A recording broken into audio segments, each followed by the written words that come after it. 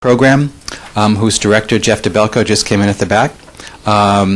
We're pleased to be working with them. We do many of our environment programs with them, and it's good to expand our audiences. First, for those of you outside, today's event is being webcast, by the way, so hello to you people outside the center and those of you who will watch it down the road. The Woodrow Wilson Center is the United States memorial to the 28th president. Woodrow Wilson was our only president with a PhD. And he believed in dialogue between the scholarly communities and the policy communities, which is what we try to do here. Bring people together so that we can further the dialogue. The Canada Institute was founded in 2001, and we exist to bring Canada and Canada-U.S. relations to the policymaking community in the United States. We occasionally do programs in Canada. And today's program was done on November 21st, 2008, in Toronto, to a similar-sized audience. The publication series that we have, One Issue, Two Voices, looks at one issue important in the relationship from an American point of view and a Canadian point of view. Copies of the publication are out on the desk. If you didn't get them, you can get some more. It's also available on the web in PDF. What we try to do is present an issue from, as I said, from one of the positions, and then in 2,500 or so words, and the authors get to answer each other. And occasionally, if they like, they get to have the final say. So, our authors are with us today, having done this program in Toronto. And I think it's important, especially this year that we do that, just coming out of the Great Lakes Compact, which was signed by all the U.S. states, and finally in the last year, and in 2009, as we celebrate the 100th anniversary of the 1909 Boundary Waters Treaty. I will introduce today's speakers in the order that they will speak. Then, when we get to the question and answer period, I would ask that you identify yourselves and wait for the microphone. Since it is being webcast, we would like to capture your voice. So introduce yourselves and wait for the microphone. And if you have a BlackBerry, I would ask if you could turn it off because it interferes with the sound, and if someone has it on, you'll notice it later, just for a cleaner sound quality. Today's authors, first we have Tracy Mehan, who served as Assistant Administrator for Water at the U.S. Environmental Protection Agency from 2001 to 2003. He was Director of both the Missouri Department of Natural Resources and the Michigan Office of the Great Lakes. He is a principal with the Watertown, Massachusetts-based environmental consulting firm, the Cadmus Group, although Tracy works in Arlington. He is also an adjunct professor at the George Mason University School of Law. And on my far right, your left, David Brooks, who spent 14 years with the International Development Research Center and is now Senior Advisor for Fresh Water for Friends of the Earth Canada. His main research interests lie in the linkages between environmental protection and the use of minerals, energy, and water. He is also working on a book about soft alternatives to conventional water management in Canada and across the world. Brooks has been elected to the International Water Academy, based in Oslo, Norway. And in the middle, Ben Grumbles, who will be moderating today's program, is the former, by a few days, Assistant Administrator for Water at the U.S. Environmental Protection Agency. Prior to that, he served as Deputy Assistant Administrator for Water and Acting Associate Administrator for Congressional and Intergovernmental Relations. Before coming to the EPA in 2002, he was Deputy Chief of Staff and Environmental Counsel for the Committee on Science in the U.S. House of Representatives. He also served for more than 15 years in various capacities in the House Transportation and Infrastructure Committee, including Senior Counsel for the Water Resources and Environment Subcommittee. So that's it for the introductions. Enjoy the afternoon, and I will turn it over to Ben. Thank you, David. I'm Benjamin Grumbles, and thank you for not introducing me as a has-been, given that I did just relinquish the position of Assistant Administrator just a few days ago, and it's quite interesting that my first official or public opportunity to speak in a non-assistant administrator role is virtually 100 yards from where I used to sit. We are all honored to hear from two well-known experts and policy makers and thinkers in a very timely and relevant discussion. I myself am very familiar with the challenges and opportunities in the Great Lakes and areas that involve water across what is probably the largest international border in the world, the Canadian-U.S. border. Water is North America's greatest liquid asset. And I'm reminded that Oscar Wilde said, "A cynic is one who knows the cost of everything and the value of nothing." And I am quite confident that David Brooks and Tracy Mehan know the value of water. Their challenge is to help the world, and in particular Canada and the United States, better appreciate the value of water and incorporate that value system into a more sustainable and enduring approach to managing that precious liquid asset. I'm going to turn it over to the two speakers, but I would just say a couple more things. One is this discussion, this debate about water in North America is enormously important and timely as the two countries and as the International Joint Commission celebrates its 100th anniversary under the Boundary Water Treaty Act.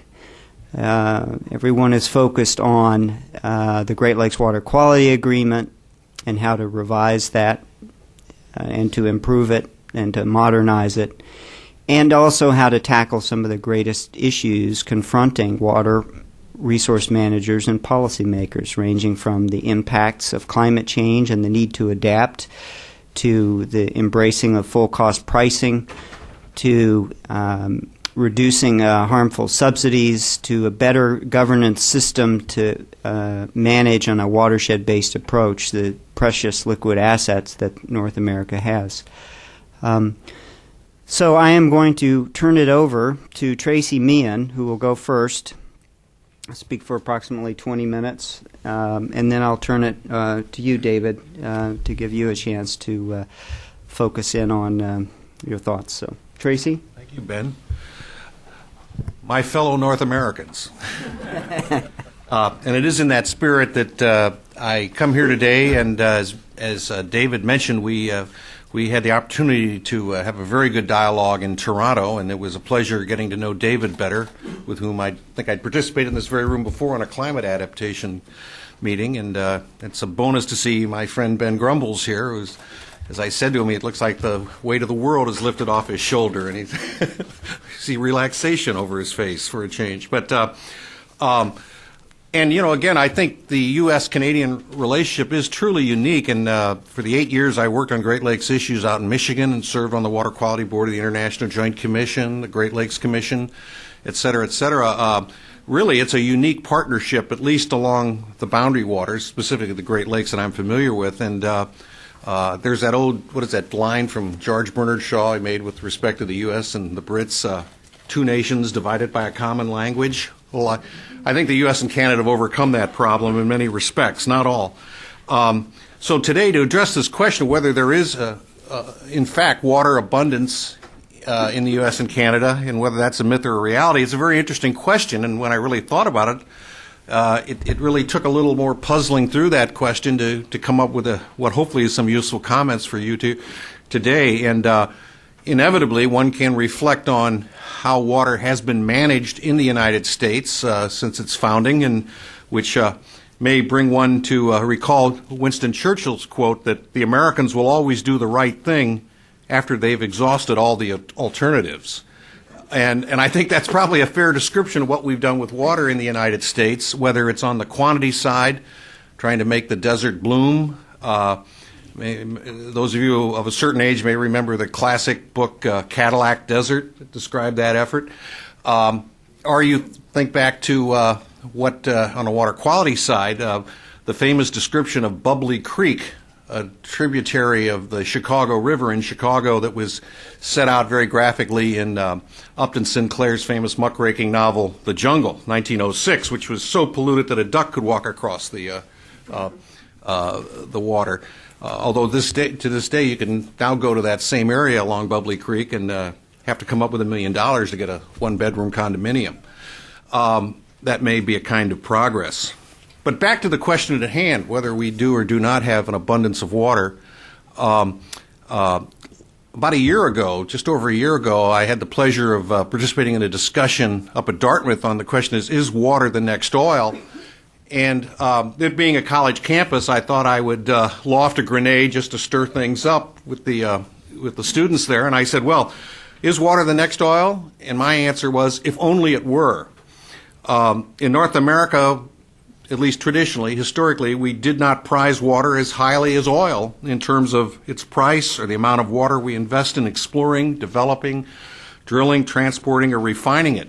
We didn't really conserve it very well. We didn't pay the full cost of maintaining our water infrastructure to treat and deliver it. We paid much less than the full value of the water ecologically and much less than just the full cost of maintaining the infrastructure. We subsidized wasteful uses of water and consumptive uses, and I can name names if you'd like, but I think we can all come up with those examples. We charge the same for water whether you use it for drinking or to fill your swimming pool. We do not allow markets to function, water markets that is, to function in such a way as to really allow the water to move from, quite frankly, low-value subsidized uses to highest and best uses, at least in economic terms. And finally, turning to sort of the whole watershed, we have paved paradise in many watersheds, fill wetlands, encroach on floodplains, clear forest, destroy forest hydrology, in effect thereby failing to treat runoff or stormwater, if you will, as a valuable resource that should be retained on site, allowed to infiltrate and cleanse the water for future use. This sounds to you probably a lot like the famous analogy that Adam Smith used in Wealth of Nations of diamonds and water, and call it, the paradox of oil and water, if you will. But again, the difficulty in answering this question of whether we have an abundance of water is based on the fact that I think the difficulty is rooted in the fact that there's substantial contingency given this relative value of water to human beings in terms of a given place or people's climate, culture, technology, governance, supply, and demand. And whether North America does or does not have an abundance of water depends really on many factors now and in the future. Like so many things, whether it's housing prices or stock prices, it's dangerous to make straight-line projections, either in a positive or a negative direction, since there is so much contingency involved in the future, and certainly in how we treat and manage water. There is, of course, positive things happening out there, and I guess at the end of the day, I would have to say, if I had to come down being a pessimist or an optimist, I'm guardedly optimistic that at least in the U.S. we're changing our attitudes. And certainly one very positive indicator of this is the fact that according to the USGS, U.S. Geological Survey, water use in the United States has varied less than 3% since 1985. And most of that savings has come from thermoelectric and irrigation uses. I've talked to the folks, Bob Hirsch and other people at USGS, and they're going to come out with an updated report or census, if you will, on water use. This one, it was done in 2000, and they say those numbers are still holding. So again, things have been changing, maybe not at the pace that we would like, but I think clearly we've shown we can do better than we had, say, back when we were trying to make the desert bloom or put all the packing houses along Bubbly Creek. So nonetheless, we still aspire in North America to very ambitious standards of economic growth and personal lifestyles. And given these exuberant expectations, although a bit tempered right now, I would say, it's necessary to redefine proper water use and water management to include demand-side management as much as supply side. The supply side. And this, of course, gets back to not just value, but prices, and not just of the water infrastructure, but of the water itself.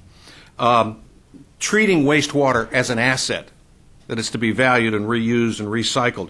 And, of course, emphasizing water efficiency, conservation, reuse, recycling, and I would include managing the entire watershed, sort of the land base, if you will, in a way that's friendly to sustainable water management.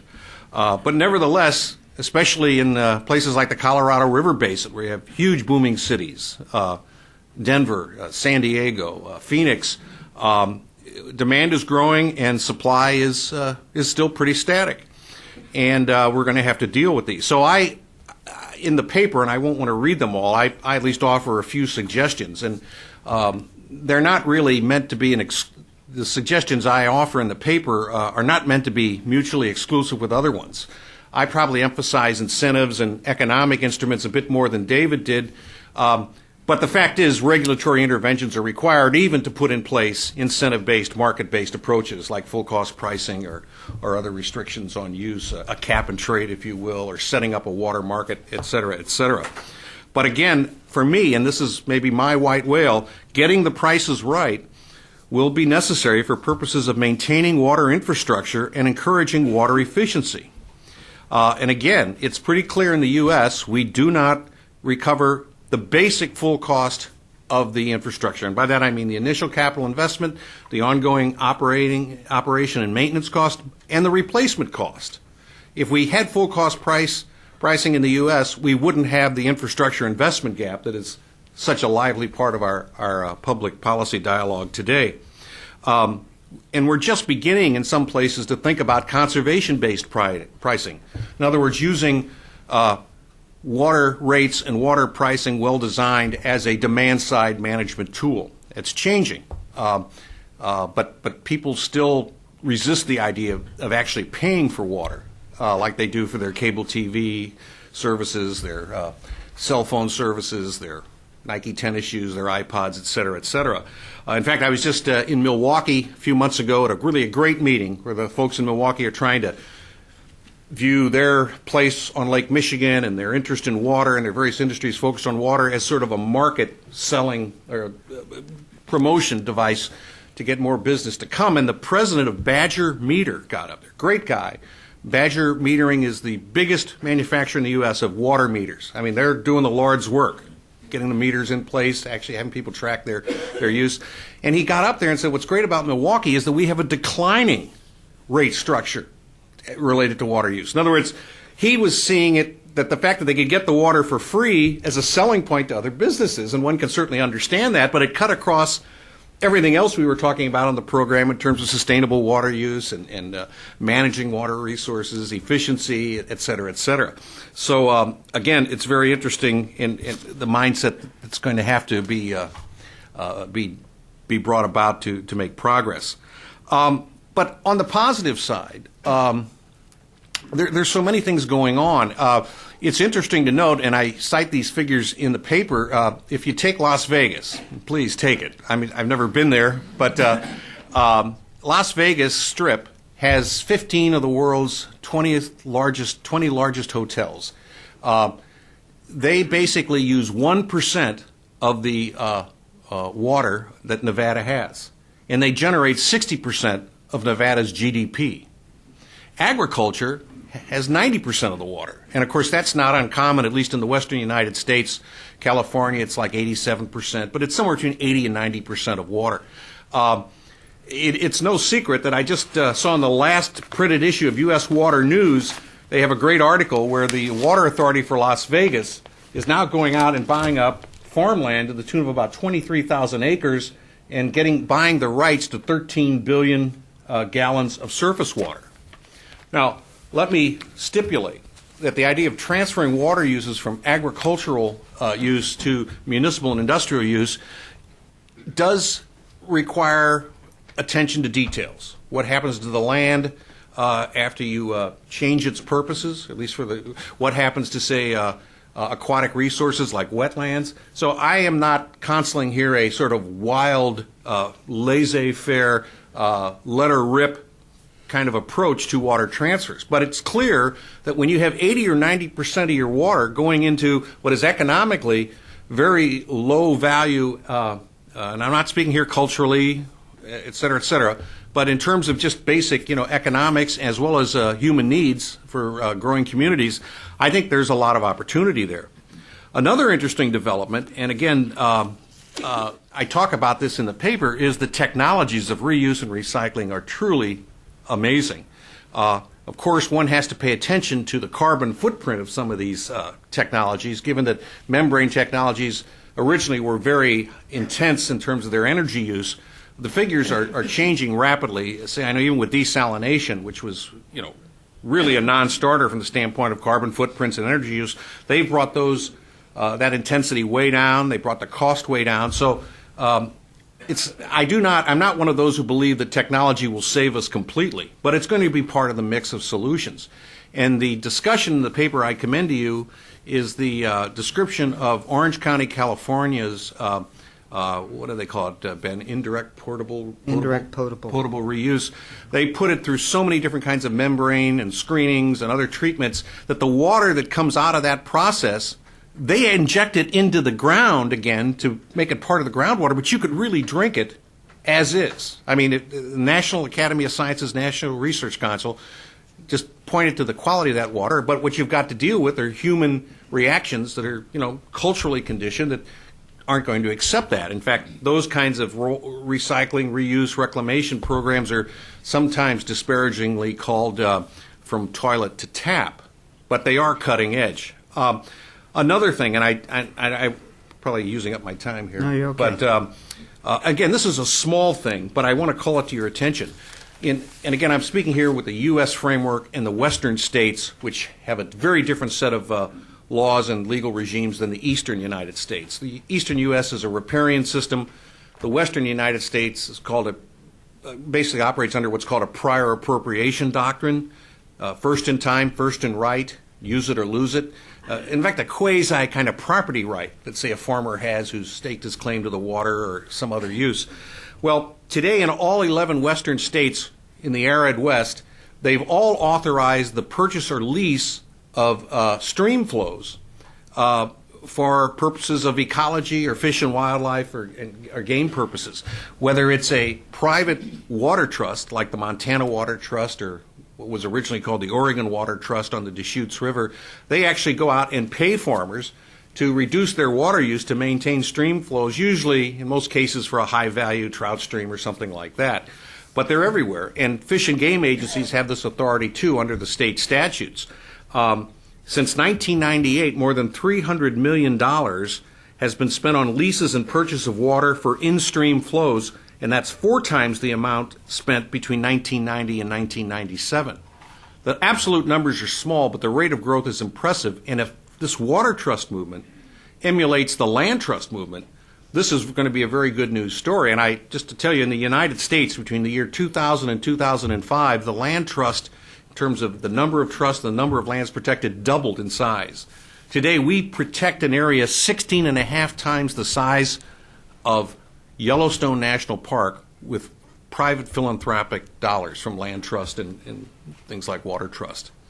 So again, the future is not preordained, it is contingent, and yet when we look around and we see things like how even Las Vegas can make do in such an arid climate, or Orange County, California, or David mentioned the awareness, even in the Great Lakes region, a water-rich area in the Great Lakes Compact, conservation is not first, but it's foremost. It's out there in front, and it's heavily emphasized, and you're actually hearing talk of water conservation in places like Michigan and Minnesota, and for a lot of it's for ecological reasons, to maintain natural flow regimes, and also, quite frankly, to sort of bring clean hands to the table if they say no to a request for an out-of-basin diversion, even by a community within a Great Lakes jurisdiction, but it's outside the watershed.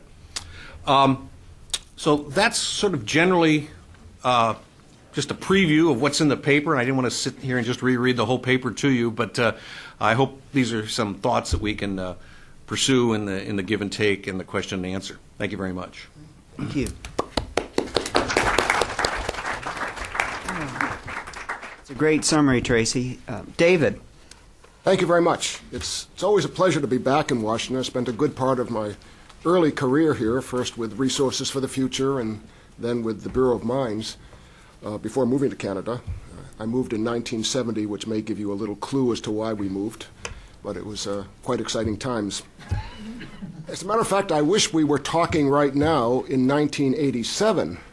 I could then have just puffed up my chest and said, well, let me tell you what we Canadians have done. We had just put through Parliament one of the most modern water policies anywhere in the world, including a water policy that recognized the ecological value of water. Unfortunately, it seems that it's not 1987, it's 2009, and essentially nothing has happened in the interim, to the discredit of the Canadian government. Most of what was in that policy was never implemented. Most of that which was implemented was never enforced. There were huge gaps developed, and recently at a forum on water policy in Canada, someone described Canadian water policy as that scene from the sort of 1930s gangster movies or movies about the 1930s when the bad guys would arrive with their Tommy guns waving them around and say, okay, nobody moves and nobody gets hurt. Well, unfortunately, when policy doesn't move and the world is changing, people do get hurt. And that's the problem. Why this happened would take a lot of time. There are a number of reasons, but one is, I think, that politicians, bureaucrats, and a good part of the Canadian public just began to believe, well, why does Canada need water policy? What on earth is the reason? Don't we have 20% of the world's water? Well, maybe we do, but no one else has been able to figure out that number. The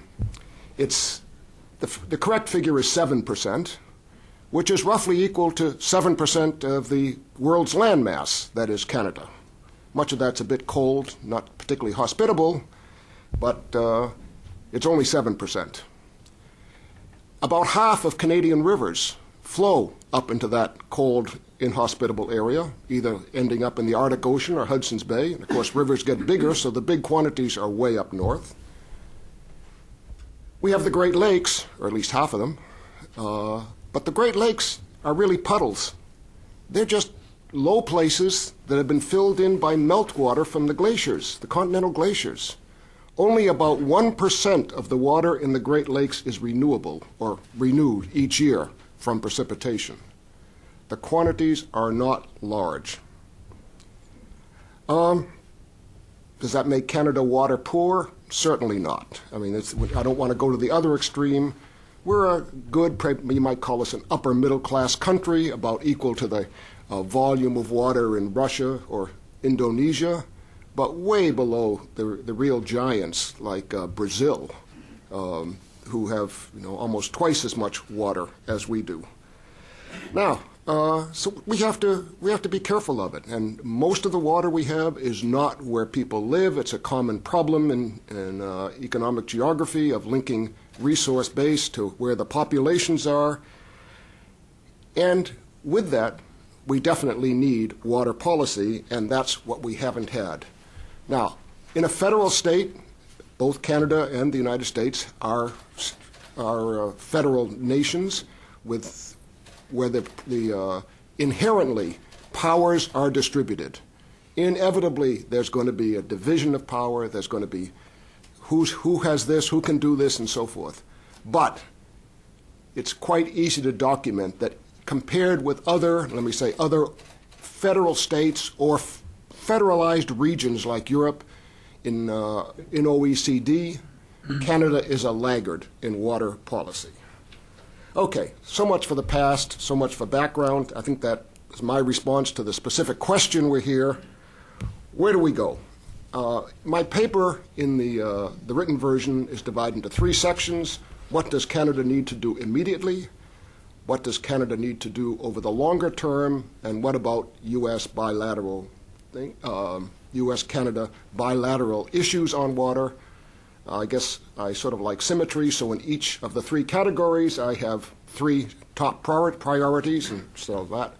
What I'm going to do here is exactly the opposite of what I did in Toronto, where I emphasized what Canada needs to do.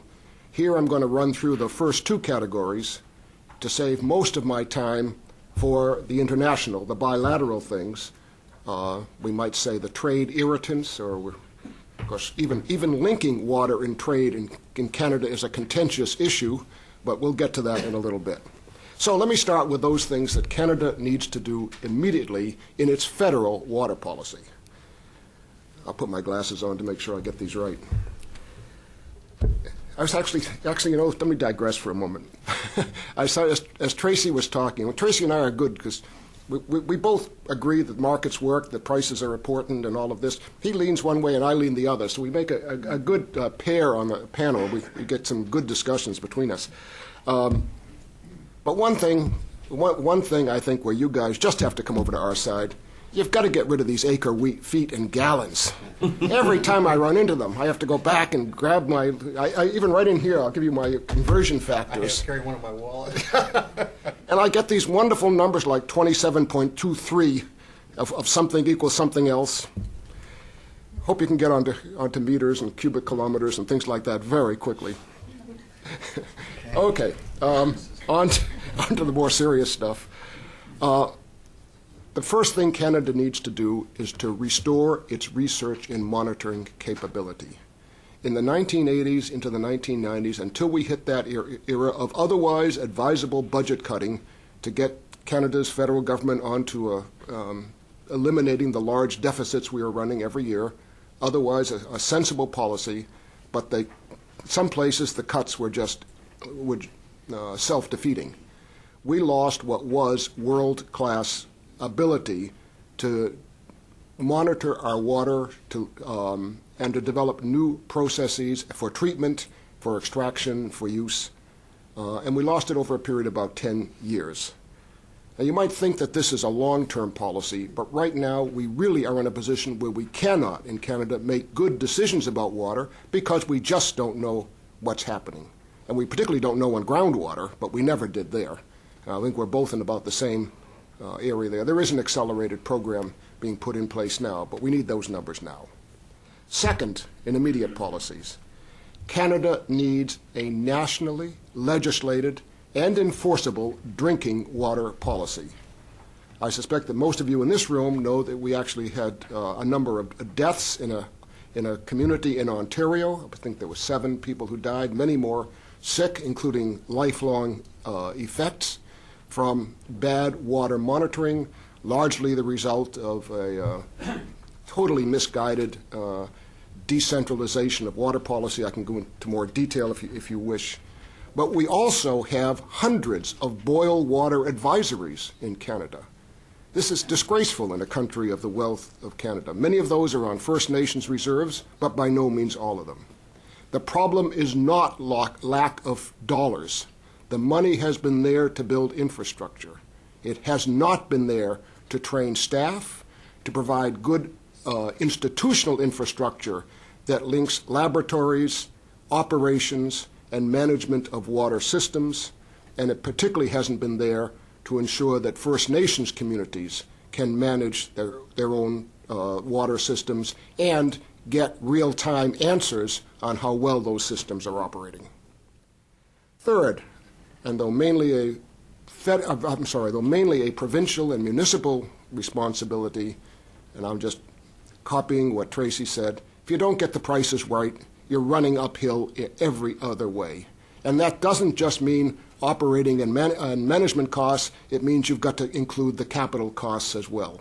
That's a long way to go in Canada, given that we still are largely even unmetered in cities as large as Montreal, with the obvious effects when you give it away free.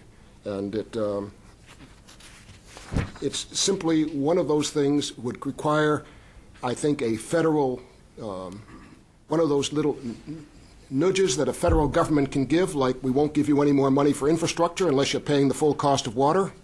Ontario does now have legislation to move in that. Ontario, of course, is the largest and most popular, largest economically and the largest in population province, so that will be a lead, but it's taking some time.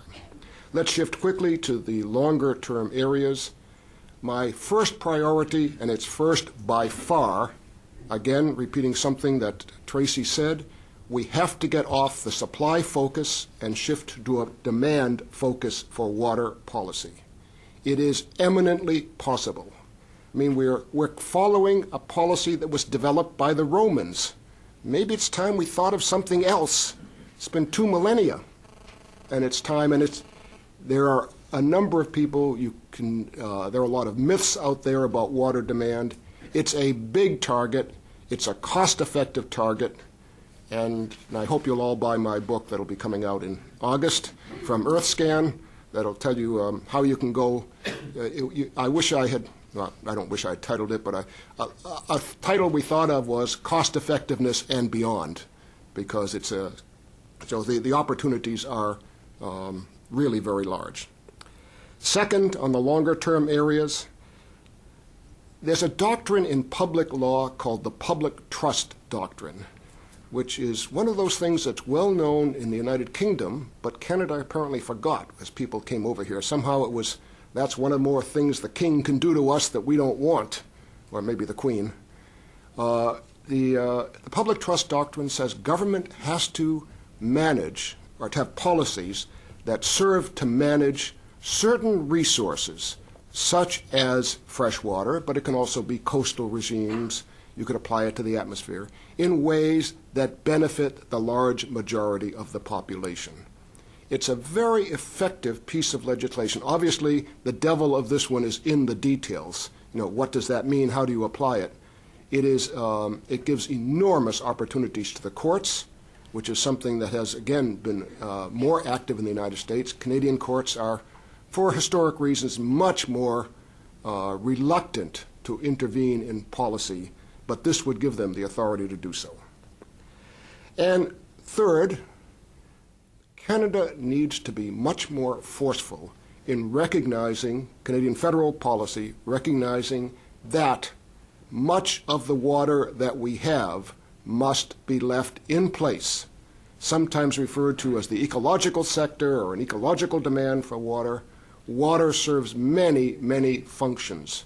And to the extent that you withdraw water, you're threatening the life of, and then you can fill in the blanks. It's the question of how much you want to affect aquifers, what you're doing to fish habitat, how you're allowing, how much sanitation you're dealing with, and, for example, in the case of wetlands, how many floods you are preventing by leaving those wetlands intact. I could go on. Again, the devil here is in the details, but those details are being worked out very readily. It's one of the most active areas of research on fresh water is how do you quantify the ecological needs? How much do you need to leave in the river or the lake or the aquifer?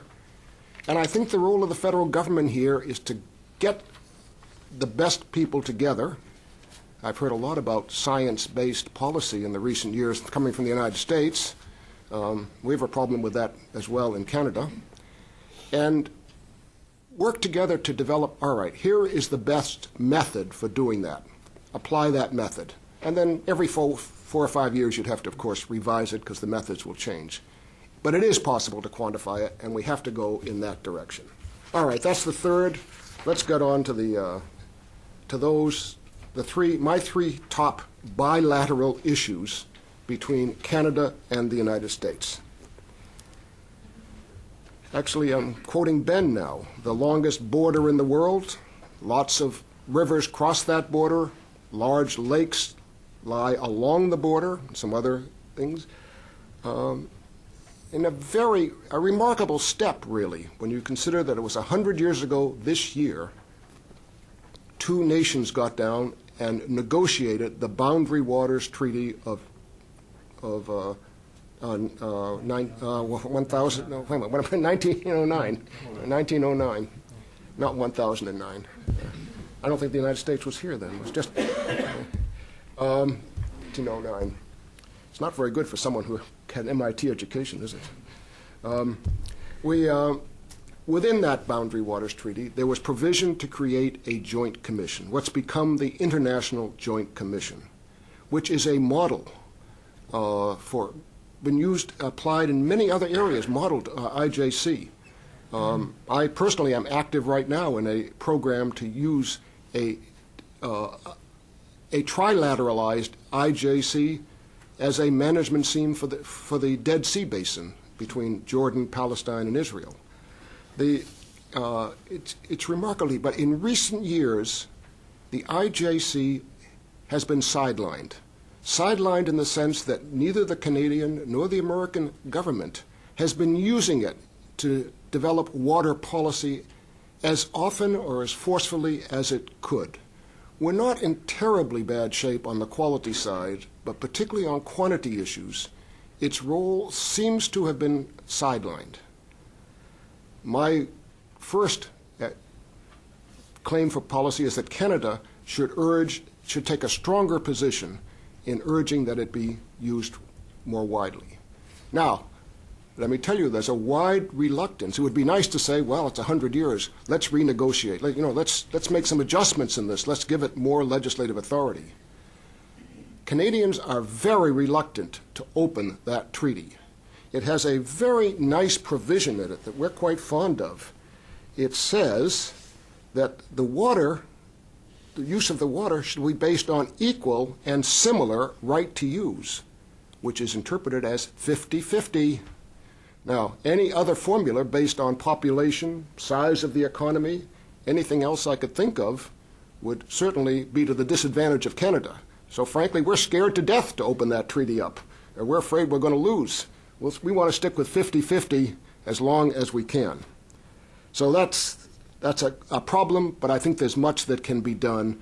And continuing irritants like those on the Milk River, Devil's Lake, the Devil's Lake Red River issue in Manitoba and North Dakota can certainly be resolved by the kinds of study and recommendations that have come from the IJC in the past.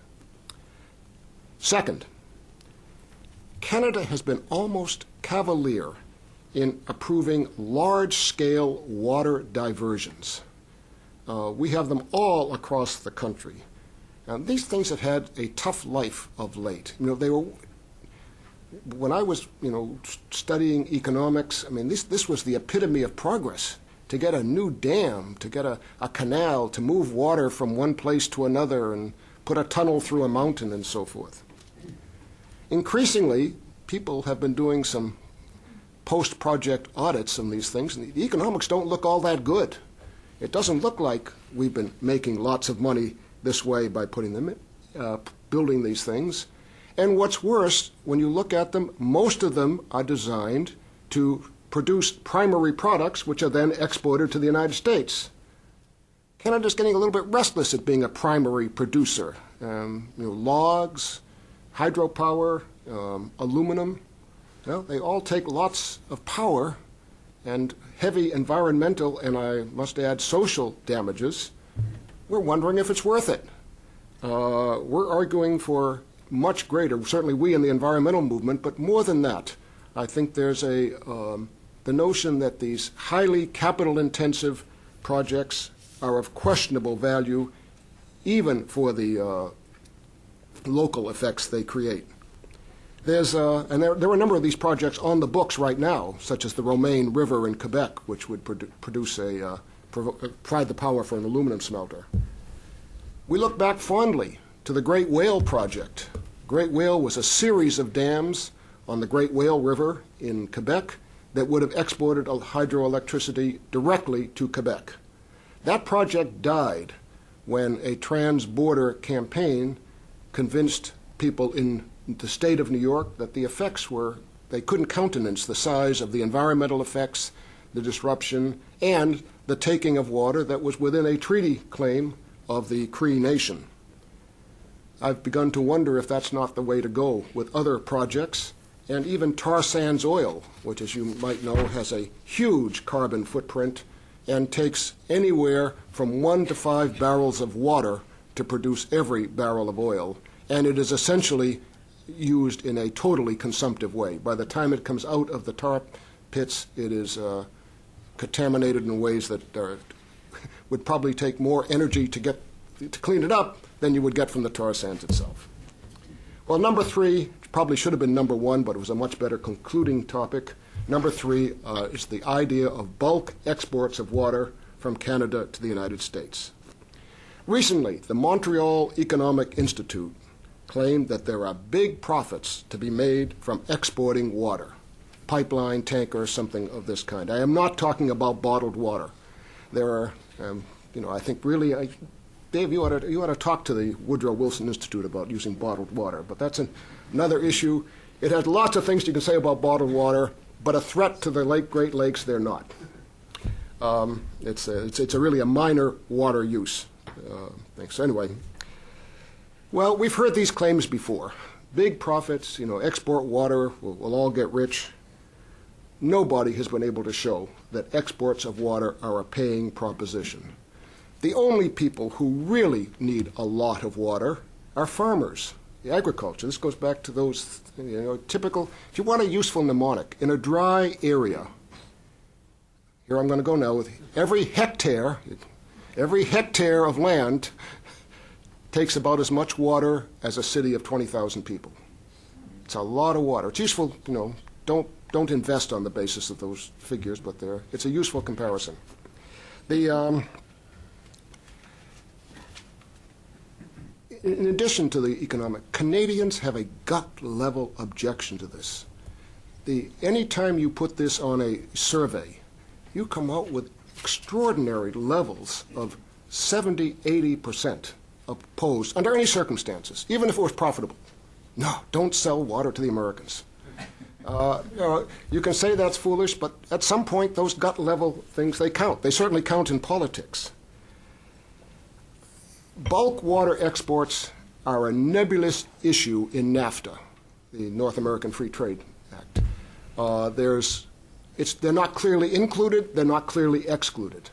I think the bulk of opinion says they're probably not included within NAFTA, but all the Canadian government has to do is say, no, we're not going to do this. And if that seems too risky to those people who are always worried about international law and so forth, there's a better way to go. The Canadian government could say, we are against any interbasin diversion. Now, given geography, if you say we're against interbasin diversion, no water is going to come from the eastern two-thirds of the continent. And then you've just got a few basins in the west you'd have to deal with separately, but it probably would involve an interbasin transfer sufficiently large to deal with the issue. It's time to just say, no, that ain't going to happen.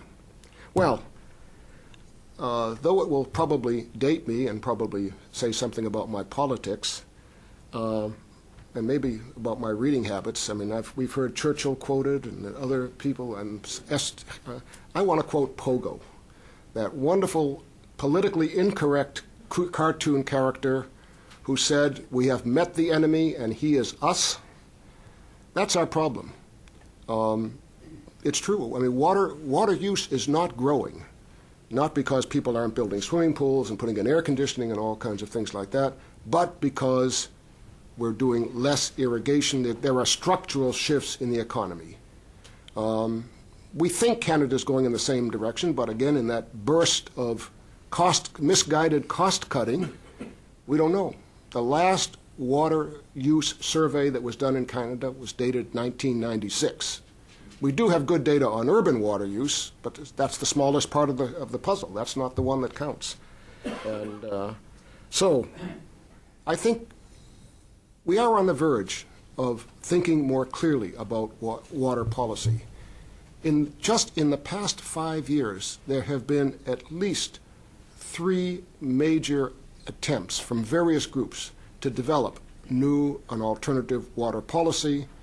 I guess the book coming out in August, and I am being immodest. I said I don't mean to be immodest, but of course I'm being immodest, will be a fourth attempt to say we can do it differently, which is to say that an efficient and equitable and an environmentally far more satisfactory water policy is in reach.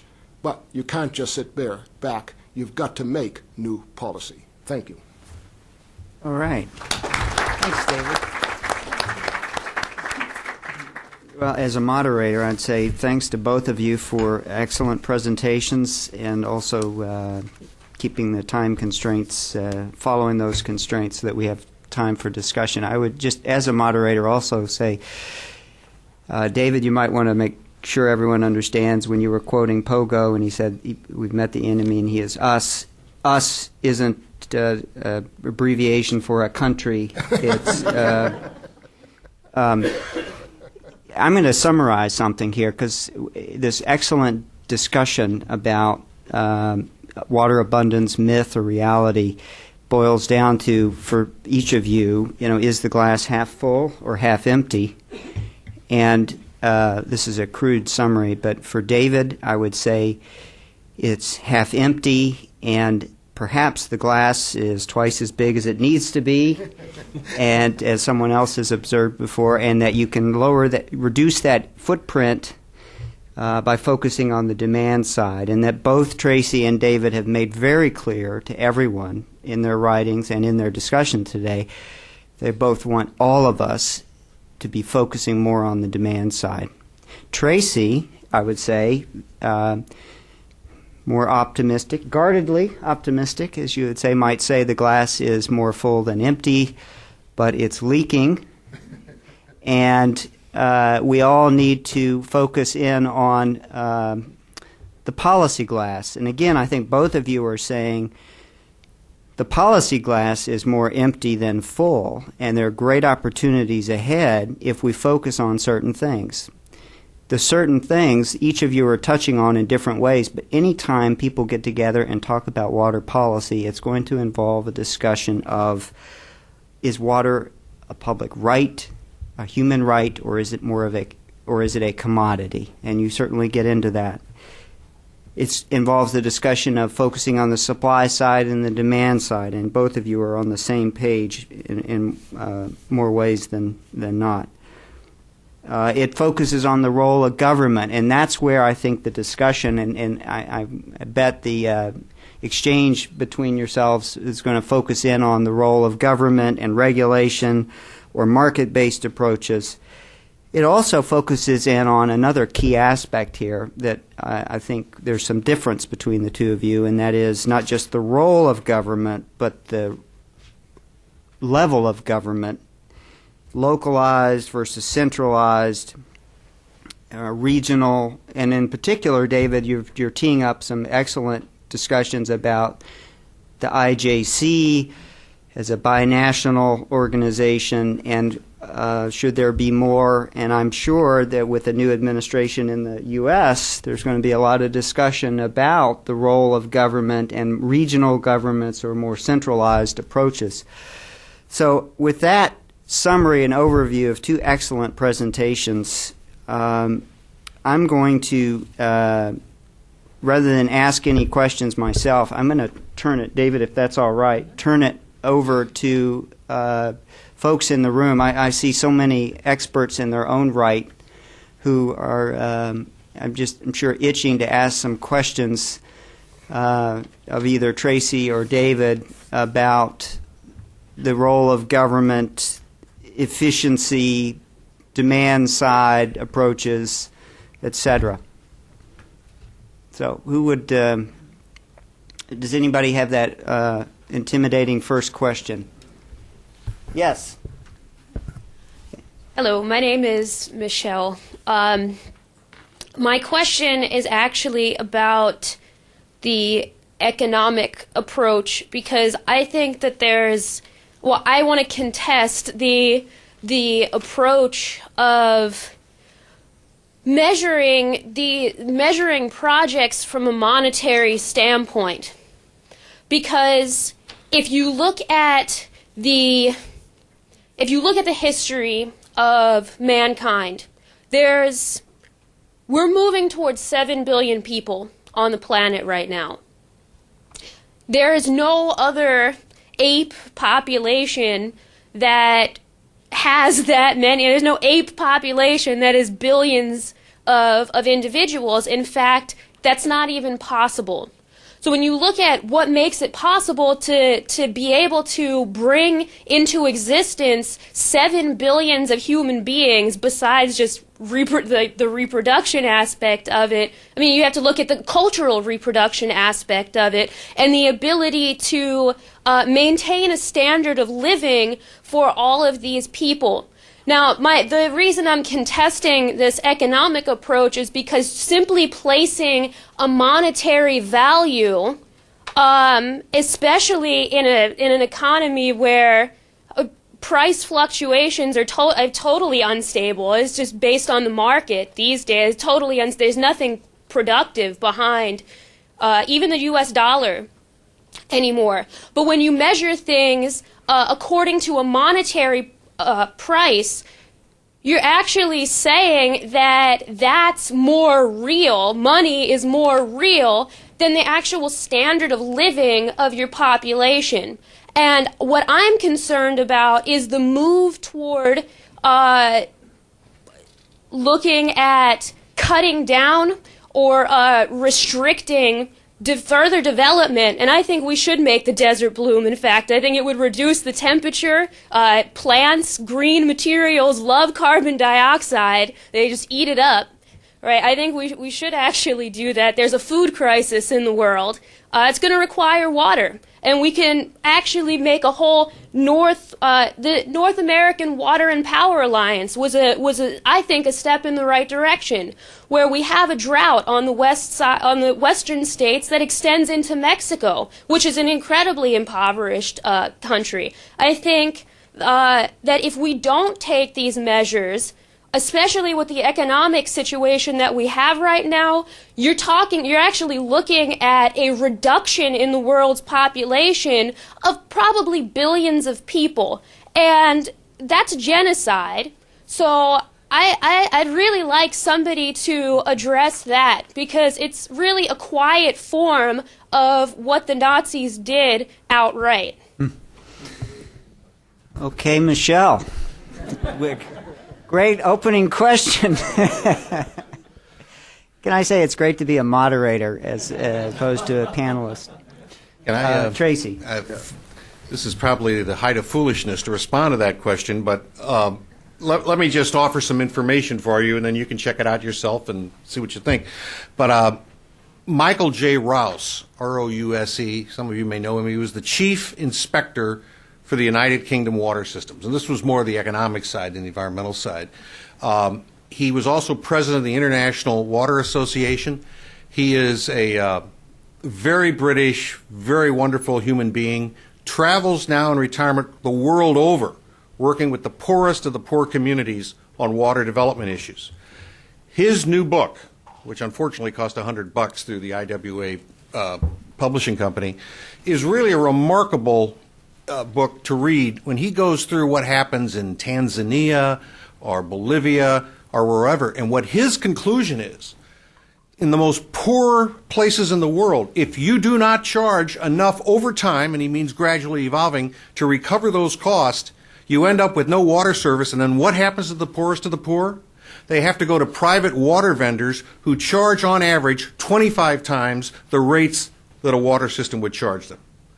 So this idea that we don't pay anything or that everything is cost-free is just,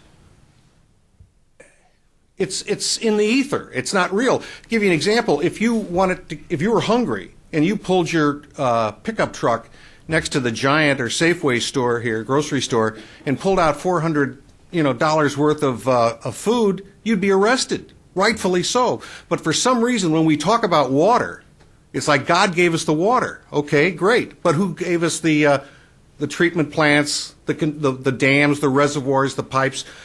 Something has to happen. And unless you envision that you're going to have just entirely subsidized system, it just, to my mind, is not realistic. But I think the real telling thing of Michael Rouse's argument is the need for sustainability requires at least something approaching full cost pricing. But in addition, and understandably, out of equity and fairness, you can design rates in a way to give the poorest of the poor a break on the price, give them a certain allotment that is equivalent to a household needs for a given period of time. You could, if you're going to do subsidies, subsidize the poor, but don't distort the rate structure for all the other people, because in effect, underpricing water or giving it away free benefits the wealthy most of all. Okay. David, did you? Yes, you ended up in a very different place from where you were starting. I thought you were going to object and say we should be valuing water for many more things than just economic. And I have somewhat less faith in the price system or markets for water than Tracy does, but we both believe they're an essential first step. I think there are many things that can't be included in that price, and a lot of them in areas like Nawapa would fall afoul of all of those things. But bad pricing has adverse equity effects. That's the point that Tracy made. I want to agree with you on one point, though. I think the greatest conflict we have in water, this whole business, this wasn't your question, but let me just get it off the table. The notion of water wars is great journalistic hyperbole and extraordinarily unlikely.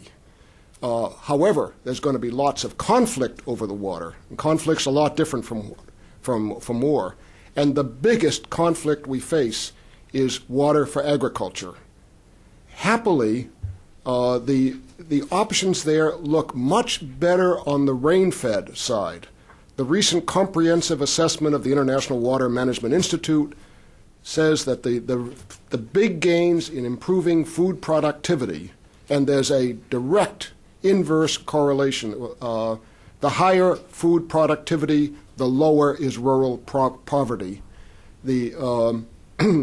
It comes with rain-fed. That's where the gains are to be made, is in rain-fed agriculture, not more irrigation. Okay. Jim Lady.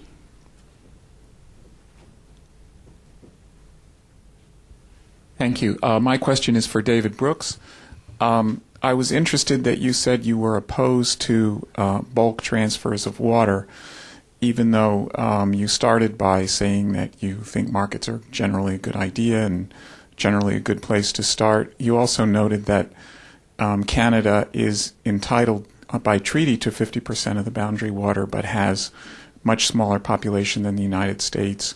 And I'm not an expert on water, but I have the sense that on a per capita basis, Canada is more abundantly endowed with water than the United States. So I can understand why you might think that there need to be controls on such a market, why the government may want to take some tax revenue. This is a Canadian resource. But why would you be opposed, you seemed almost to be sort of categorically opposed to large bulk cross-boundary transfers of water, and it seems like there would be strong economic arguments why that might make sense. Your assertion that I seem to be categorically opposed is quite correct. And we're talking about large bulk export. We're not talking about communities that are on both sides of the border. We're not talking about firefighting and emergency situations. That's not what's on the table. Yes, there's it's the notion of the Great Lakes, that water would be coming from the non-renewable portion of the lakes. We're getting close to using the full renewable potential of the Great Lakes. There already is a diversion at the bottom of Lake Michigan, the Chicago diversion, that takes water effectively out of the Great Lakes. There's a little bit of uncertainty as whether Lake Michigan really is an international water or does it really belong to Michigan. But it's the use, a permanent extraction of a non-renewable resource that we have no way of replacing. Where I begin to hang up, where I think the lake, we already have a problem in the Great Lakes because of climate change. We can produce many of the values of the Great Lakes, including the fisheries and the transportation, are endangered because of lower lake levels and warmer water. Shipments are going to do nothing to this. Now, if you go further into the north, I think it's just economics just isn't going to be there. You can't move water out of the Canadian North. I mean, the cost of pumping itself, pumping water is an expensive way to go. And I just don't see that it makes any sense at all. But that's one reason why I do believe in doing good economic analysis. So often, I don't have to bring in environmental effects. Just the economics doesn't let it make it sound sensible. And the role of social justice on that. You laid out, David, looking at environmental success, efficiency with a focus on cost, and also social considerations, social justice. Seems like that is a underpinning or a key component, although you didn't state it explicitly in the question Jim posed about exports and That's in the Great diversions. Lakes. If you go north, it certainly would be. Yeah. Okay. Thanks, Jim. Any other? Yeah, I'm sure there are. Yes, over here. Yes.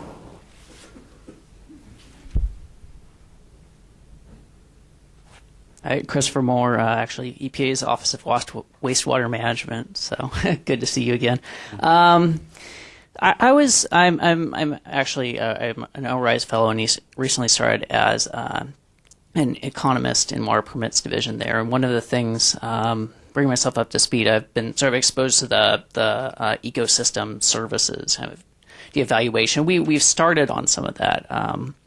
ORD is doing some work on that, but I wanted to see what you guys as a panel. I'd be interested what you think too, Ben, as far as our prospects for where the limits are and putting values on ecosystem services, because that really is. I mean, we want to get prices right, and we can do that for infrastructure, but doing that for all the externalities becomes very, very complicated very quickly. So I want to see what the prospects are as far as the current state of research, and as far as what the time frame, or if there is even if we are able to actually to come up with some sort of realistic approximation of what those things are really worth. Either of you want to? This is a very difficult issue. In fact, Jim Lady and I have spent hours arguing over rules coming out of the Office of Water at the time of, would OMB give us credit for, the integrity of a fish community or other ecological values. And, of course, the problem is, and there are people who try to work this from the orthodox economic side, is go out and do, a contingent valuation study, ask people what they think it's worth, or better yet, ask them what kind of a check they'd like to write to protect polar bears. And, there are real issues with that approach, that traditional willingness to pay contingent valuation approach. In fact, at one time, I proposed to Jim's boss, John Graham at the time, and he's an economist, I'm a lawyer. I said, we can't agree on what this or that ecosystem service is worth. Why don't we just come up with an arbitrary but not capricious list of liquidated damages? And, of course, a good economist just would, recoil at that, but it seemed like a reasonable compromise at the time. Where I am on that is, let the economists continue to do that research, and we'll see what they can come up with. But I think the real solution is to try to develop actual markets for ecological services where you can get a price clearing, or clear the prices. In other words, what if we had set up and established certain institutions, mediating institutions, that could aggregate, bank, and broker water quality credits, carbon credits? We have wetlands mitigation bankers in the U.S., habitat banks for Endangered Species Act.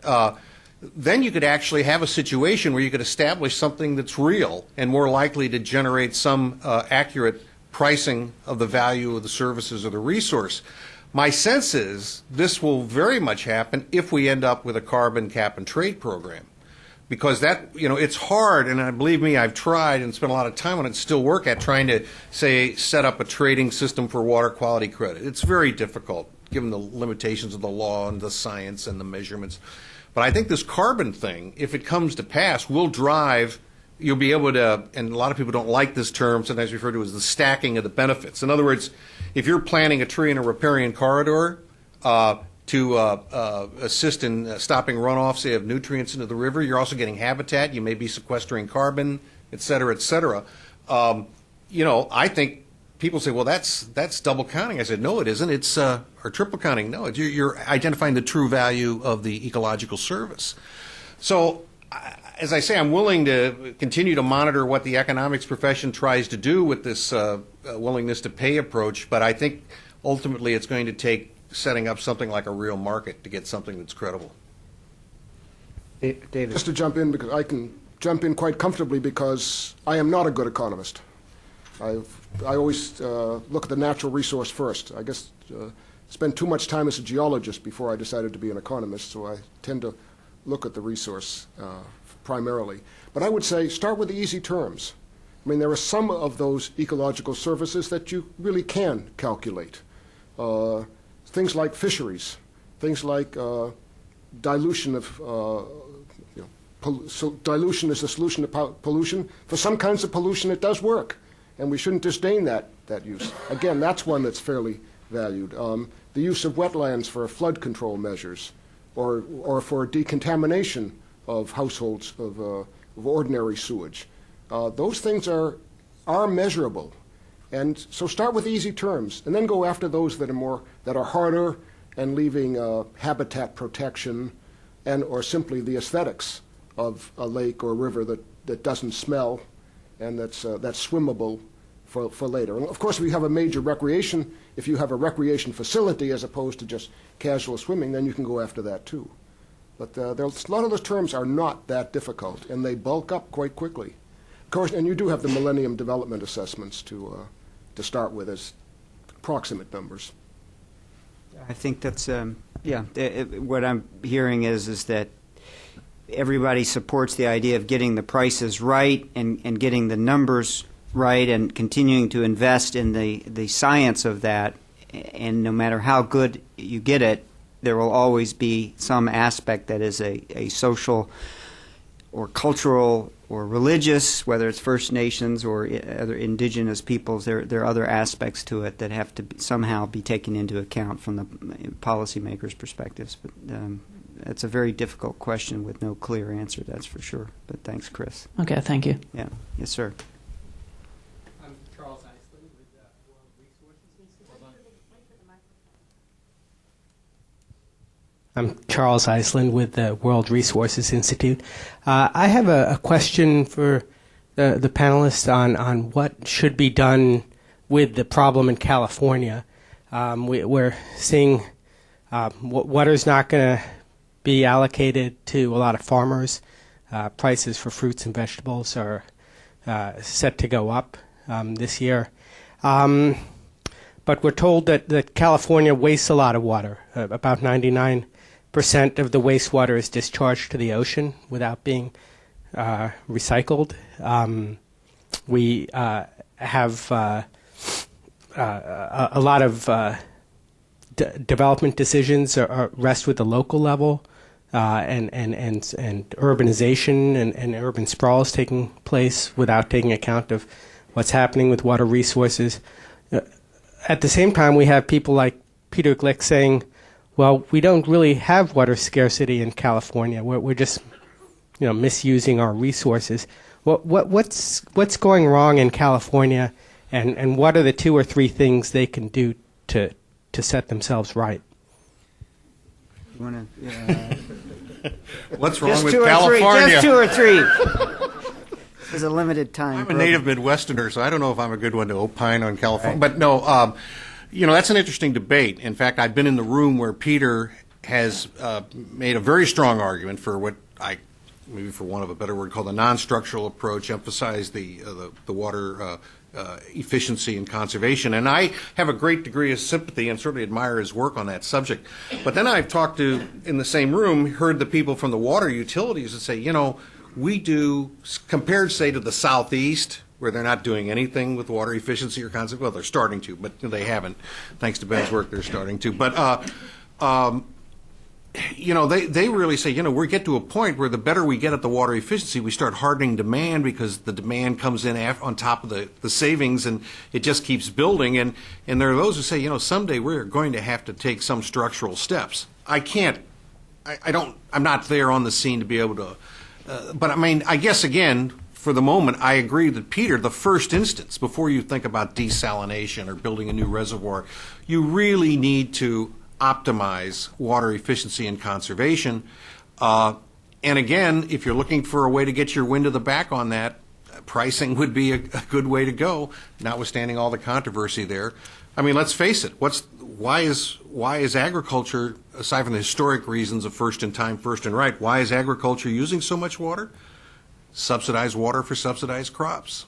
So you could say, well, start cutting back on the subsidies. Well, that won't get you far in this town. But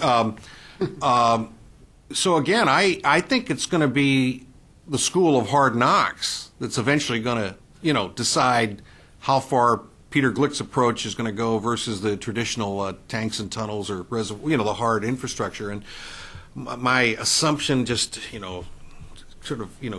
gearing to the mean, is that we'll see more of what Peter wants, but we may still, at the end of the day, have to do some of the old style infrastructure.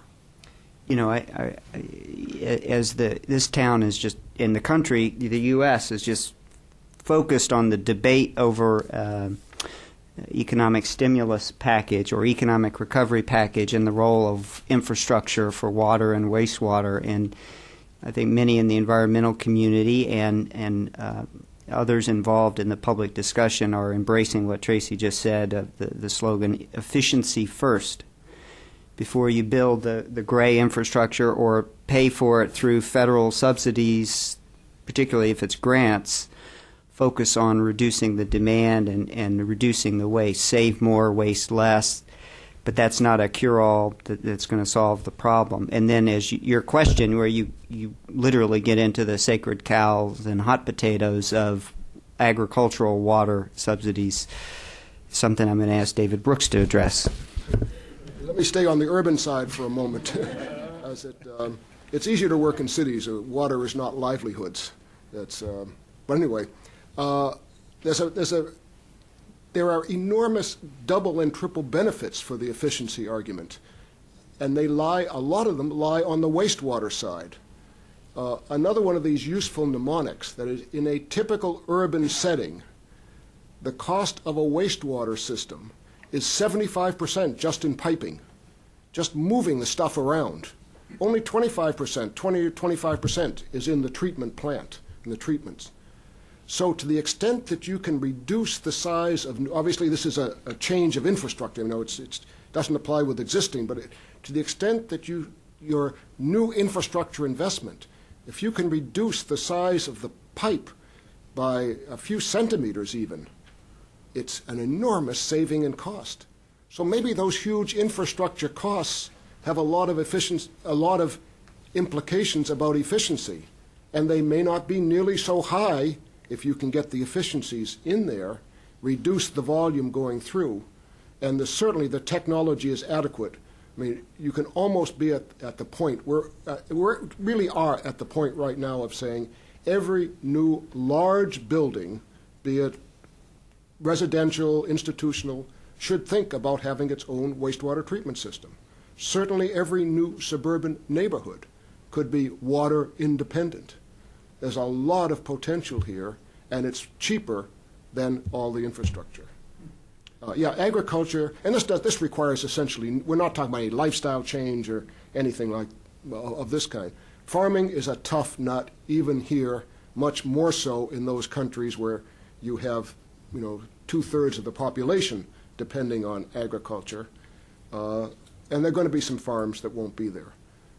If you put all of those rural values together, like it'd be nice to have those farms all organic, it would be nice to have them all small family farms, and we want them to be using local food. You start to put all of those values together, it gets tough.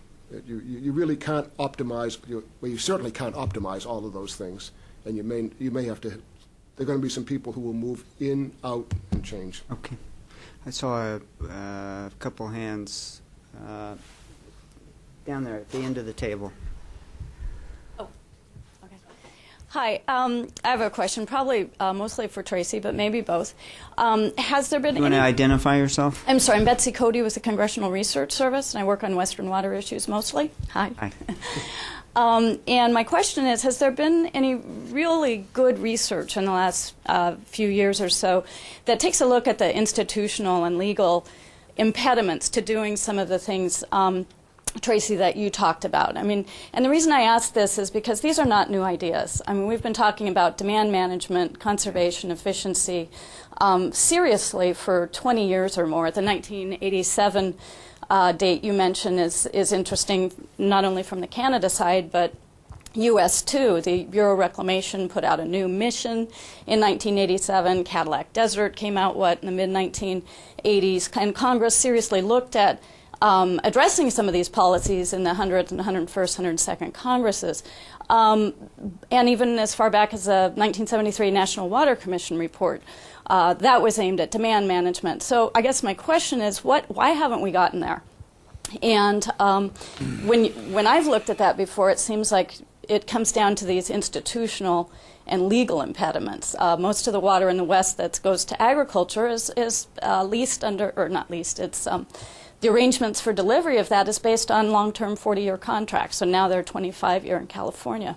So is anybody looking at, okay, how do you take this forward? What research has been done to look at what you have to do to get over the political and legal impediments to doing some of these things? Well, I think your very last phrase there was telling, the political and legal, and it may be, quite frankly, as much political as it is legal, because you can change the law if you have the political will and the support. And there's a great deal of variety. I quoted those statistics, I don't know if you were in the room, Betsy, about Nevada, Vegas. From what I understand, the state water engineer in Nevada is all for this, but you go to California, the state water engineer doesn't like it at all. End of game, and the state water engineer in the West is like God when it comes to quantity matters. So again, that's a political variable there between Nevada's approach to it and California's. I don't know. I mean, I hate to be reductionist, especially when you're going from state to state, community to community, different cultures, political cultures, and everything else. But it does come down to the political culture of the United States is somehow besotted with an outdated, how shall I put this, infatuation with the Jeffersonian myth of the yeoman farmer. And, I listened to David describe this farm that's supposed to be small family-based organic. I said, not in my universe. There's a few, to bring into the farmer's market in my town in Fairfax County. But most of it's, these are huge. A family farm in Missouri, my home state, is 5,000 acres and heavily subsidized. So,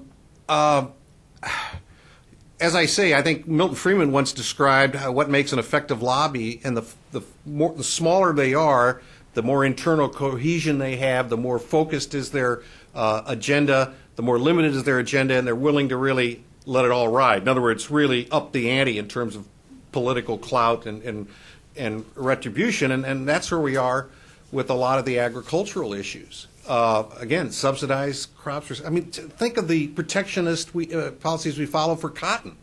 Use up a lot of water there. I mean, you can just go on and on. So I don't think it's an issue. I mean, I think the laws can be changed.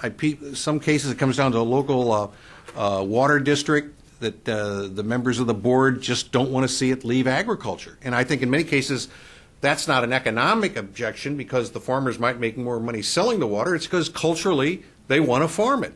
And I understand that. I mean, that's fine if somebody grew up 3 generations. But the economics of it are just getting so out of whack.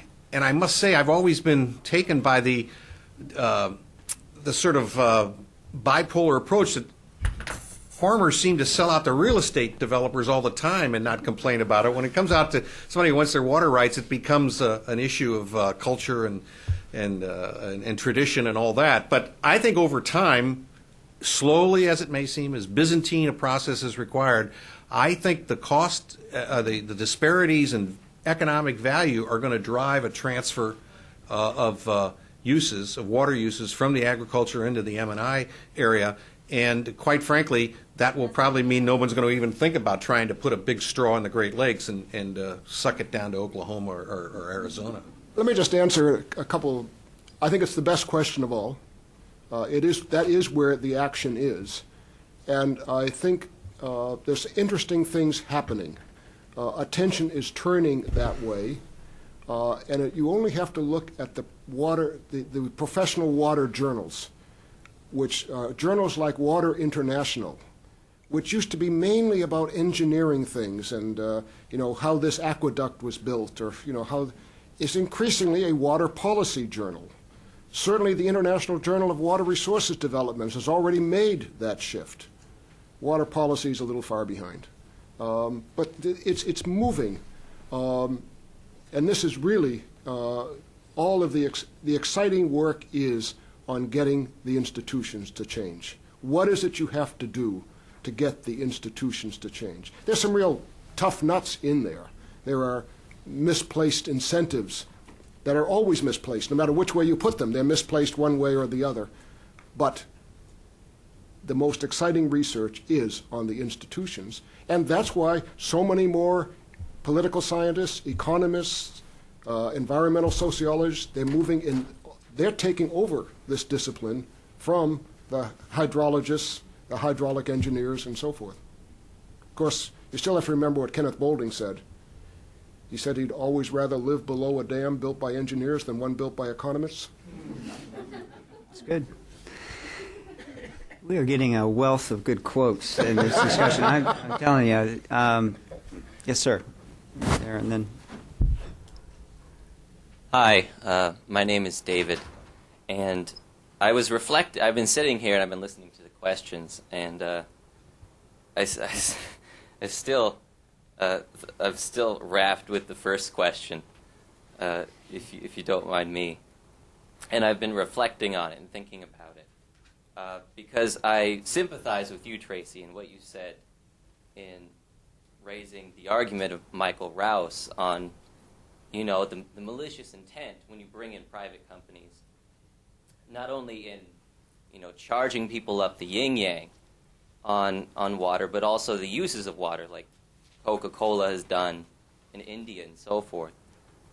But I was thinking about it, and I really thought that I had to add in my criticism on relying on a monetarist outlook, or reliance on market pricings. And I think the things like this can really be handled by going back to what we had, before the major free market reforms of the 70s, to go back to Westphalian kinds of bilateral agreements. Because you could regulate and manage water through a pricing system if you wanted, but that's not totally necessary. Prices are rigged. And when you leave it up to the free market, as we're seeing now with the fallout of the financial system, some things can really go over the edge. But like I said, I was reflecting on this, and, in thinking through the real threat of water wars and things like that, resource wars, I was reminded of a very clear case of where monetarist, analytical approaches really went the completely wrong way. And, the one example that I was thinking about was Paul Wolfowitz's doctoral dissertation, arguing against the Atoms for Peace project in the Middle East, and largely arguing against it on the basis of the arguments against NASA in the Apollo project, that the capital investment was just being essentially wasted, that there was no practical benefit from it. There was no marketable benefit from the Apollo program, which is it's just crazy when you look at the spill-off technologies and so forth. And here on this water question, where we are facing problems as you guys have raised on issues of quantity and quality. One of the things that would definitely have come up in the Middle East under the Atoms for Peace program would be the use of large-scale nuclear-powered water desalination.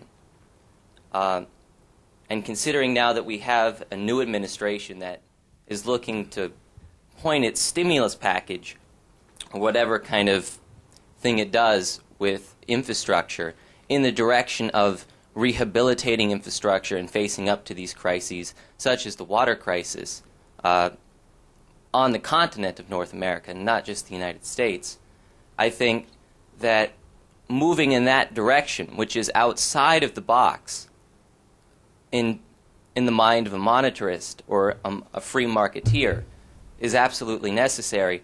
And what I'd like for both of you to respond to, if you could, would be not only this issue, but what possibilities do you have in mind for the use of nuclear desalination in terms of producing quantities and qualities of water, especially for agriculture?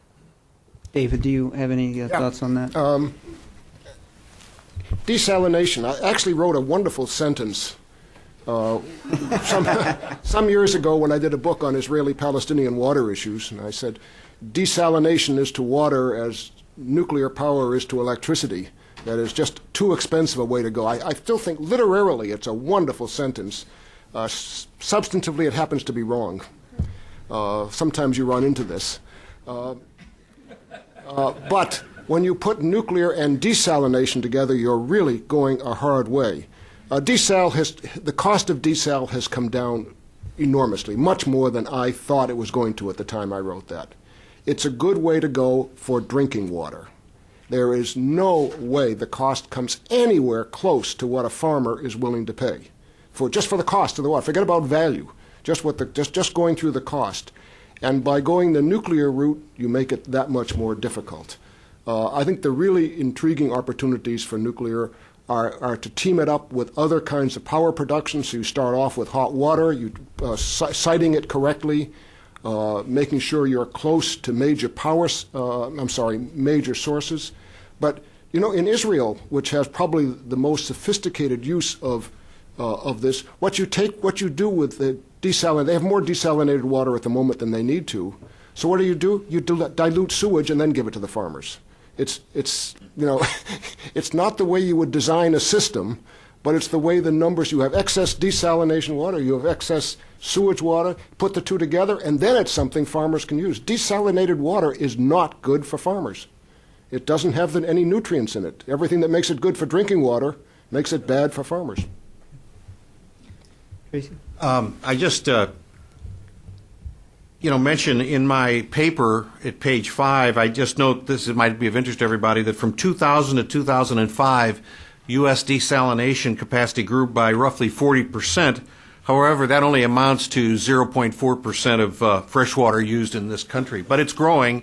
And again, like David, I've been surprised. I didn't think I'd see desal to be economically competitive in my life. But I just saw an article by one of the Dow experts up in Midland, Michigan, these huge drops in the amount of energy required. And so I don't have I'm not really that informed on using nuclear power to handle the desalination process, so I can't really address that. But I did want to mention one thing, going back to your opening remarks.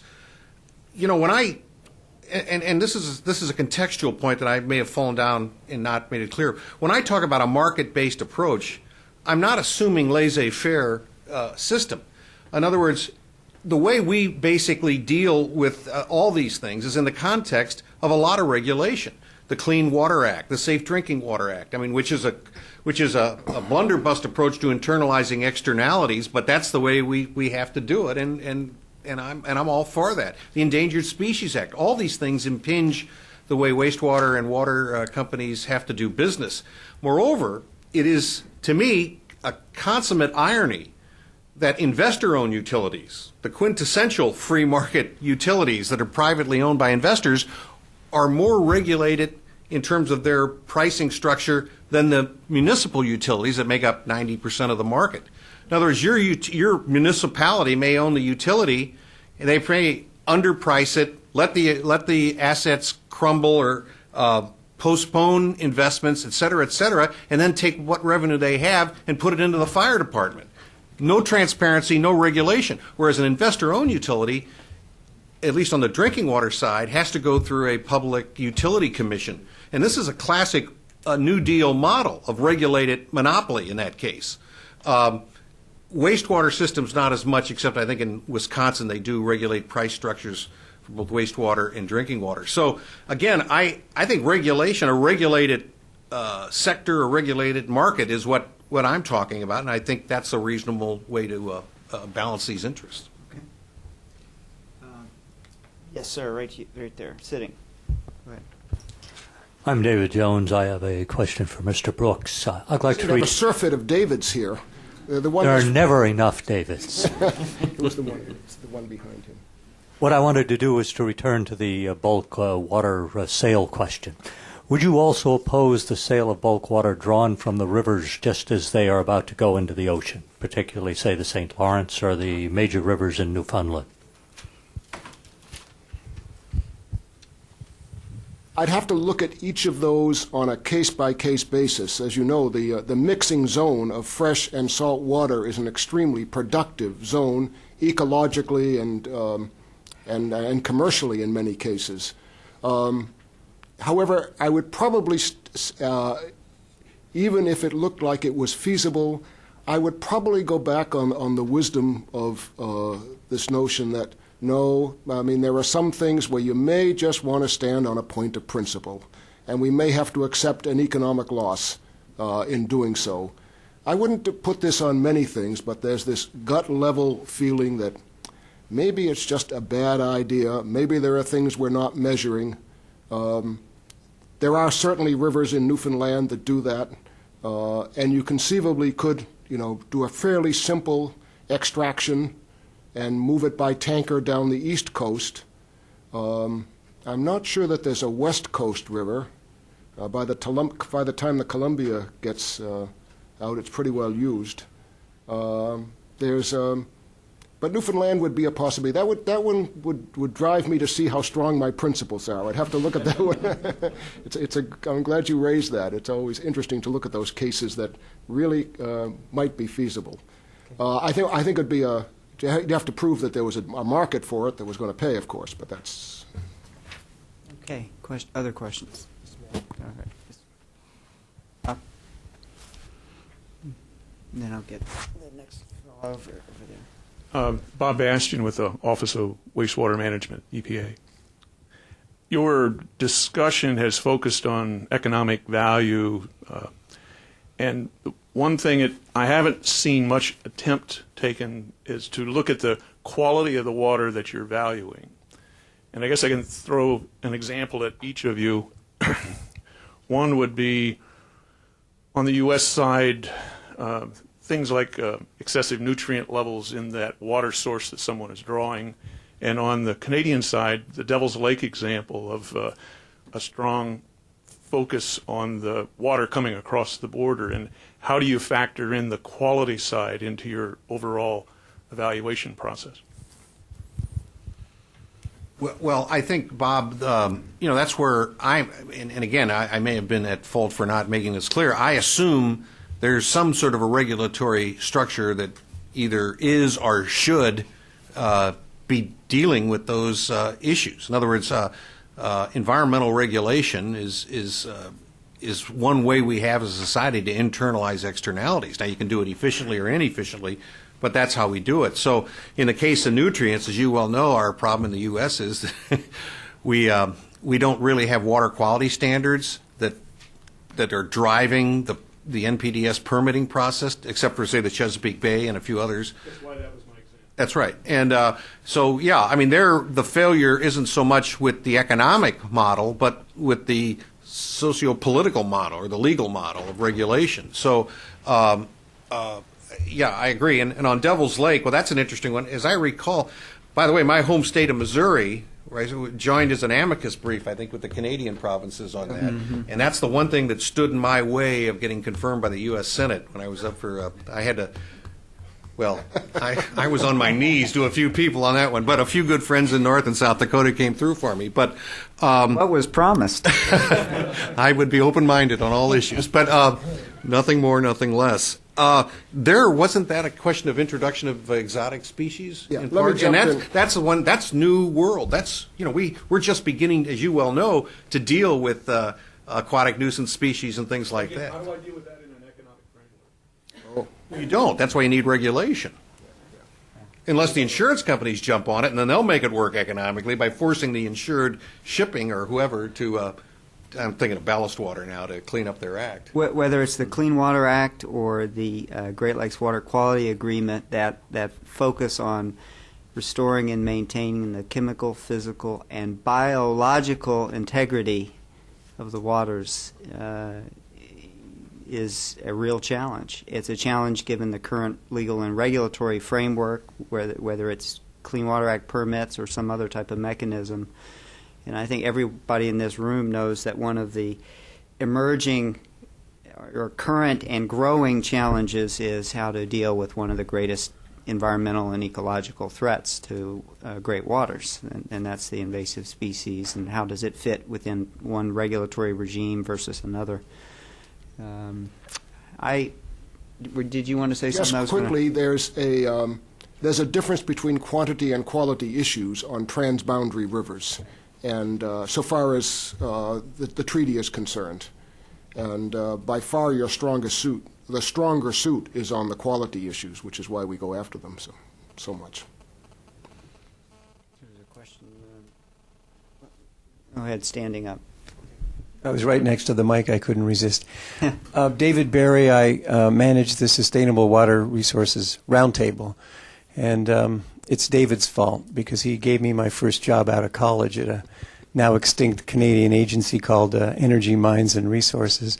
I was so impressed by his migration across a border for public service that I did the same thing and spent a decade at the Department of Interior and CEQ before getting old.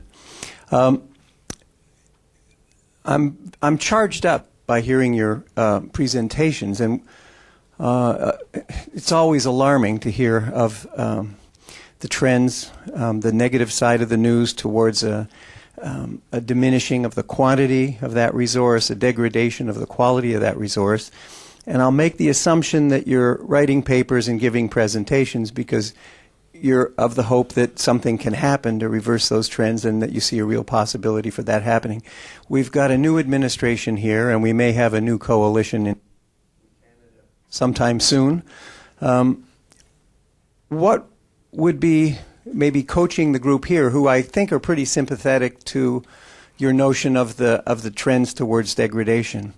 How would you coach us on a few points to make of the current benefits to a policymaker of, say, applying the 1987 improved policies in Canada or enforcing some of the policies that are there already, rather than my tendency is hold up the specter of the wall we're going to hit, and the policymaker says, but that's not going to be on my watch if I'm lucky. I'll already be on the helicopter and on my way back to cut brush by the time we hit the wall. So can you give us some coaching on how do we hook them into acting now, current benefits of acting now? You see, we have another David. I knew he was in reserve if I ever needed to call on one. I would, first of all, most people react more immediately about water issues than they do about energy issues. Protecting their water is a good thing for politicians to go after. And on the demand side, I don't think we have the numbers to demonstrate this, but if I make an analogy from energy, the jobs created from saving a liter of water are much, much greater than producing a liter of water or going through the operations of things. So I would think in a stimulus package where the fault of classical Keynesian things is you can't get things operating. By the time you get Keynesian policies into effect, the cycle started to come back up. So you need things that operate quickly. And I think installing water efficiency devices, systems, water audits are an extraordinarily cost-effective way to go. You'll save water and you'll save dollars in the long run, and you'll get the stimulus you want in the short run when the dollars are available. Save more, waste less. And, Tracy, you have anything? Well, I think let's sort of set aside the stimulus package because that's supposed to be for jobs creation and immediate impact, and there's a lot of projects, water projects in there that may or may not achieve that goal. To the extent those turn out to be grants rather than loans, that's probably going to aggravate the problem we're talking about, failure to price the assets effectively. But setting that aside, I think to the extent that there is a great role for federal financial support would be things on what I would label under capacity building, which would include pricing strategies, which include asset management, which the Australians are world-class leaders on. Which has tremendous savings over the life cycle of a system, where you inventory your assets, you sort of rate them, you know what you can run to failure and what you have to fix right away. It sort of makes the whole infrastructure financing challenge easier to deal with because it plays out over time. Any number of things like that. R&D generally on low impact or green infrastructure tools in the stormwater context. And I think there may be a federal role, of course, for low-income people, something like the LIHEAP, although, I don't know what we'd call that, but that's a low-income, energy and heating program. Mm-hmm. So those are all areas that I think you would probably have a good listen from the Hill and the new administration. But I think there's going to be, what my only worry is that since there is going to be this big move on environmental issues, that we, or do we inform it with the best possible policy, not just the best possible science? And again, I think paying attention to what the least cost approach is, or where you generate the greatest number of multiple ecological benefits for the least cost, are things that I hope are still kept in mind, rather than just throwing money at a sector. Remember, we had a grant program in the United States here in the 70s and 80s at the beginning of the Clean Water Act, and it was converted to a revolving loan fund. The difference between then and now is one word: entitlements. There's just not enough money in the federal budget, although we seem to not to be in any way inhibited for the moment. But and I think the question is, we owe it to ourselves, to our children, our grandchildren, to keep in mind issues like cost effectiveness and looking for the high impact investments that generate multiple ecological benefits while meeting the basic statutory mandate of clean water and safe water. Well, yes, ma'am.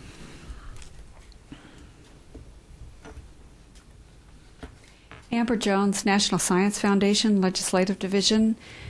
You mentioned a couple of areas of research, such as looking at the ecological impact of leaving water in place. And I wondered, what other role do you foresee for the scientific and engineering research community, other than the economic sciences and social sciences, which obviously you've addressed a lot? How about the physical, biological, chemical sciences and engineering? What's needed? Where are we going? And what do you foresee? Well, under R&D, I was using those examples as illustrative, not exhaustive. One issue, I think, Ben, you could speak to this, the current concern about pharmaceuticals in our waterways and systems. What does that mean? How big of a threat? What's it mean? What's the epidemiology? How do you characterize that problem? What do you do about it if it is a problem? So there's any number of issues. I think here's one. How do we measure runoff from agricultural non-point source pollution runoff into a waterway?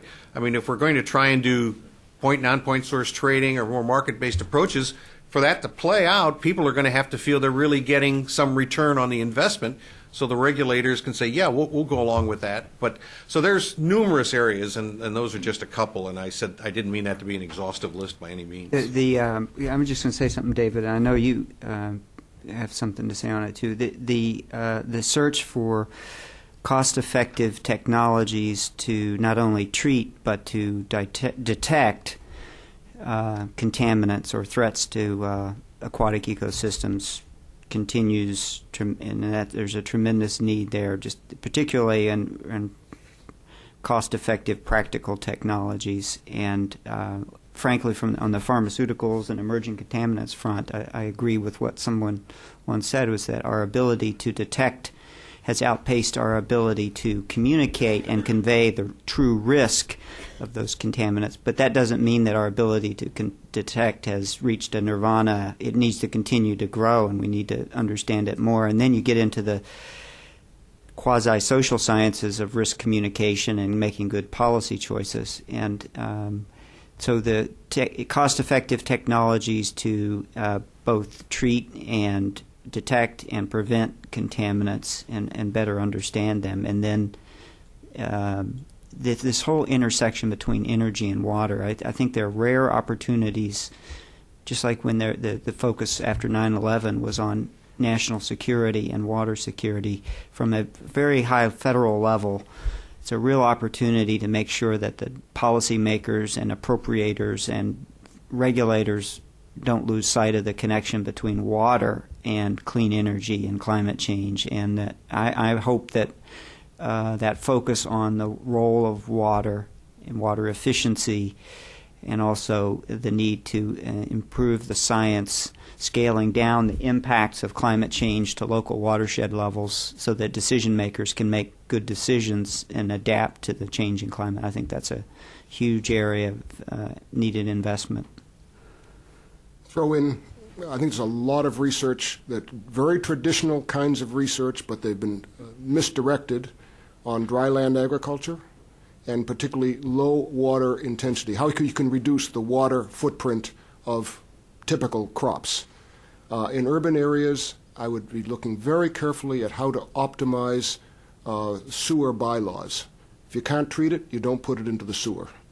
And that will go very back to consumer products on one hand, and to a lot of, there are going to be some hard trade-offs in here. But we need the science to be able to say, no, you just can't put that in shampoo or whatever, where we're talking about consumer products. It's a fire retardant. Well, maybe we do allow it, even though we're not happy about it being in the water, but maybe the benefits are, so we'll live with that one. But I think we need some science, some good science, before we can make those statements, or else you're going to be in court, and then the court case will cost you more than the research would have in the first place. Maybe one more question? Two more? I have one if no one else. Go ahead, and then I'll get you over against the wall. David? This is, I guess we're on, back to the bulk water. And I say this because I don't think Americans have an understanding of how vehemently Canadians feel about this. To talk to Canadians about bulk water, you'd think Americans are lining up at the border with buckets to come get their water. I mean, really, it's an intense, emotional, that goes deep, and almost everyone I know is, no, the Americans can't have it, end of story. But bringing the points you said, the 1987 and other things, if it is so strong there, why has nothing been done about it? I mean, yes, politics, but you've got what we call a very liberal Canadian government, so along the way you'd think they would have done something by now. Yes. I've asked that question. I cannot answer it myself, and I've asked it for people who should answer, and it just is I don't know why. It's maybe the Americans will get back at us for something, but I know otherwise rational people who say, well, if the Americans want their water, they'll march in and get it. I mean, the likelihood of that seems to me infinitesimal, but no, I'd like to be able to answer that, David, but I don't really know. Can't imagine why it's been. So that's why I was saying, let's get it off the table. I mean, for me, as someone who has to deal with people who don't believe that water should be priced, that pricing of water is just the first step to privatization. That's it's one. If you do this, then that. I mean, this is something I just want to get off, so I don't have to deal with it, and frankly, so that other NGOs can't put out these big fundraising things of they want our water. It brings in huge amounts of money from the public, and I wish it were coming to my organization. I think we're about out of time, David. I just want to thank the Woodrow Wilson International Center for Scholars for creating this forum for Tracy and David to have this discussion, for me to be able to participate in it. Tracy, one of the things I learned early on was never get into a discussion about water with somebody whose last name was a water feature. And with David Brooks being there, you never one, though, to avoid a robust discussion about a timely and important issue that all of us face. So thank you all very much. Appreciate everyone being here and for your excellent questions.